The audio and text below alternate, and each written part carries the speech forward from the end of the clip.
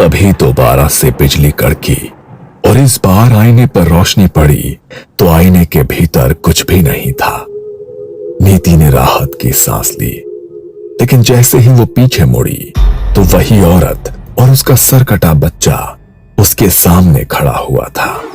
नीति पूरी तरह घबरा गई और जोर से चिल्लाई, लेकिन वहां उसकी मदद करने वाला कोई भी नहीं था। उन दोनों ने कसकर नीति के हाथ को पकड़ लिया। नीति खुद को बचाने के लिए छटपटाई और जोर जोर से चिल्लाने लगी। तभी उस औरत ने अपने हाथ से नीति को गर्दन से ऊपर उठाकर दूर फेंक दिया और अचानक वो दोनों नीति के सामने से कहीं गायब हो गए और फिर उसी आईने के भीतर समा गए। नीति ने अपने हाथ में पकड़ा फूलदान आईने पर दे मारा। वो फूलदान जमीन पर गिरकर चकनाचूर हो गया, लेकिन उस आईने को कोई नुकसान नहीं हुआ। ये देखकर नीति और ज्यादा घबरा गई। वो कमरे के एक कोने में रोती हुई दुबक कर बैठ गई। तभी घर का दरवाजा नॉक हुआ। नीति, नीति गेट खोलो, नीति। शुभम की आवाज सुनकर नीति थोड़ी शांत हुई। नीति दरवाजा खोलने के लिए बाहर की तरफ दौड़ी, लेकिन तभी पीछे से किसी ने नीति के पैरों को पकड़ लिया और उसे पेट के बल गिरा दिया। नीति जोर से चिल्लाई, नीति, नीति क्या हुआ तुम्हें? नीति! नीति पूरी जान लगाकर उस हाथ से अपना पीछा छुड़ाने की कोशिश कर रही थी, लेकिन वो हाथ अपने नाखूनों की पकड़ उसके पैर पर बनाए हुए था। नीति हिम्मत करके आगे बढ़ी तो उस हाथ ने उसके पैर के मांस को नोच डाला, लेकिन अपने पेट पर हाथ रखकर जल्दी से वो कमरे से बाहर भागी। उसके पैर से खून बह रहा था। उसने बाहर जाकर दरवाजा खोला, लेकिन सामने शुभम नहीं था। शुभम, देखो, तुम मुझे डराने के लिए छुप गए हो ना, तो प्लीज ऐसा मत करो, मेरे सामने आ जाओ। नीति ने बार बार शुभम का नाम लेकर आवाज लगाई, लेकिन वहां पर कोई नहीं था। वापस कमरे में जाने की नीति की हिम्मत नहीं हो रही थी। उसने लैंडलाइन से शुभम के पास कॉल किया। हेलो, तुम अभी घर आए थे ना शुभम? तुम दरवाजा खटखटा रहे थे ना, तुम कहां पर हो? क्या? अरे शाम को तुम्हें बताया तो था मैंने कि बसेस की स्ट्राइक है, मैं इसलिए घर नहीं आ सकता। क्या? तो फिर दरवाजा खटखटा कर तुम्हारी आवाज में कौन बोल रहा था? Twinkle, twinkle, little star, how I wonder what you are. नीति के कानों में फिर से बच्चे की वही भयानक आवाज पड़ी और अचानक कॉल भी डिस्कनेक्ट हो गई। हेलो शुभम। अंदर नीति के फोन पर रिंग हुई, लेकिन वो अंदर नहीं जाना चाहती थी। पर ना चाहते हुए भी उसके पैर अपने आप कमरे की तरफ बढ़ने लगे। उसने खुद को रोकने की बहुत कोशिश की, लेकिन वो अपने आप को रोक नहीं पाई। वो कमरे में गई।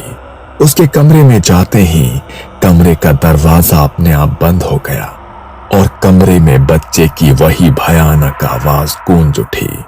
Twinkle, twinkle, little star, how I wonder what you are.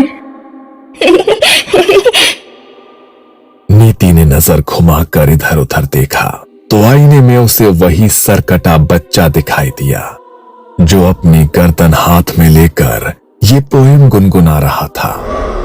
आखिर क्या बिगाड़ा है मैंने तुम्हारा? क्यों मेरे पीछे पड़ गए हो तुम? नीति के इतना कहते ही कमरे में एक जोरदार चीख गूंजी, लेकिन वो चीख उस बच्चे की नहीं बल्कि उस औरत की थी। वो बच्चा नीति के सामने आकर खड़ा हो गया और उसे घसीटता हुआ आईने के सामने लाकर खड़ा कर दिया। आईने के अंदर वही घायल औरत थी। उसने अपने चेहरे पर घूंघट लिया हुआ था। उसने जैसे ही अपना घूंघट हटाया तो नीति की जान सूख कर उसके हलक में अटक गई। आईने के उस पार जो औरत खड़ी थी, उसका चेहरा हूबहू उसी बंजारन जैसा था जिसने उसे वो आईना बेचा था। तुम ये चेहरा तो हूबहू उसी औरत से मिल रहा है जिसने मुझे ये आईना बेचा था। ये सब मेरे साथ क्या हो रहा है? याद कर वो रात माणिक नगर में नशे में गाड़ी चलाकर जब तूने एक औरत और उसके बच्चे को मार दिया था, वो मैं ही थी। तूने मुझे मारा, मेरे 5 साल के बच्चे को बेरहमी से मार डाला, अपनी गाड़ी के नीचे रौंद डाला।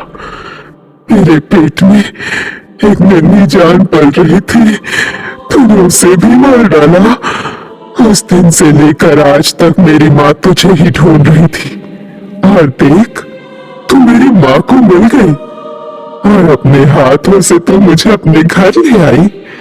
जब तू वहां से भाग रही थी ना, तब देख लिया था मेरी माँ ने तुझे, और उस दिन से वो बस तेरे ही इंतजार में थी। बंजारन भाग के आ रही है अपनी प्रेग्नेंट बेटी और नाती के पास, जिनका एक्सीडेंट हो गया है। बच्चे का सर धड़ से अलग हो गया है। उसने नीति का चेहरा देख लिया, लेकिन नीति भाग गई वहां से। मारे नाती को मार डाला। पर तू चिंता न कर मेरी बच्ची, मैं तुझे कुछ ना होने दूंगी। बंजारन का नाती तो पहले ही मर चुका था, लेकिन उसने अपनी बेटी और उसके पेट में पल रहे बच्चे के लिए जल्दी से एम्बुलेंस के पास फोन किया। लेकिन जब तक एम्बुलेंस वहां पहुंची, तब तक उसकी बेटी की जान भी जा चुकी थी। बंजारन उनके पार्थिव शरीर को अपने घर में लेकर आई। उसके ऊपर दुखों का इतना बड़ा पहाड़ टूट गया था कि वो अपने आंसुओं को रोक नहीं पा रही थी। इस दुनिया में थारे सिवा हमारा था ही कौन? हमारी बच्ची, हमारा नाती, तेरे पेट में पलने वाले बालक ने भी मार गई। पर मैं उसे जिंदा न छोड़ूंगी। अपना बदला तो उससे खुद लेगी छोरी।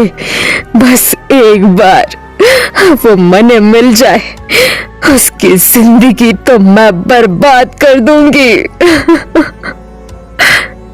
बंजारन की बेटी और नाती की अकाल मृत्यु हुई थी, इसलिए वो चाहकर भी मुक्त नहीं हो सकते थे।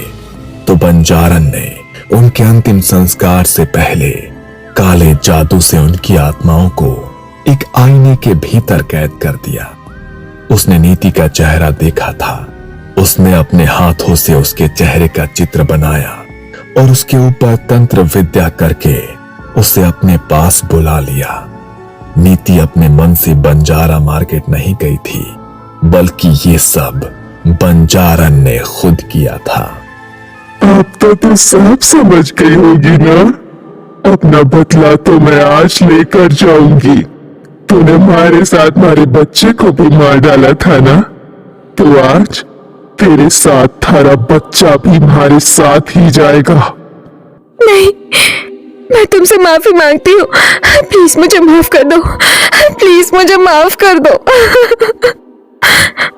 नीति ने जैसे ही ऐसा कहा, आईने के उस पार से उस भयानक औरत और उस बच्चे की जोरदार चीख सुनाई दी।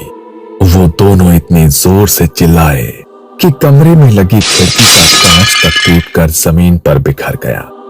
उनकी चीख इतनी तेज थी कि उस आवाज को नीति बर्दाश्त नहीं कर पाई और उसके कानों से खून निकलने लगा, मानो जैसे उसके दिमाग की नसें फट गई हों। नीति उसी वक्त निढाल होकर वहां गिर पड़ी। तभी एक तेज आवाज के साथ वो आईना भी टूटकर चकनाचूर हो गया और कुछ देर बाद उन आखिरी चीखों के साथ सब कुछ बिल्कुल शांत हो गया।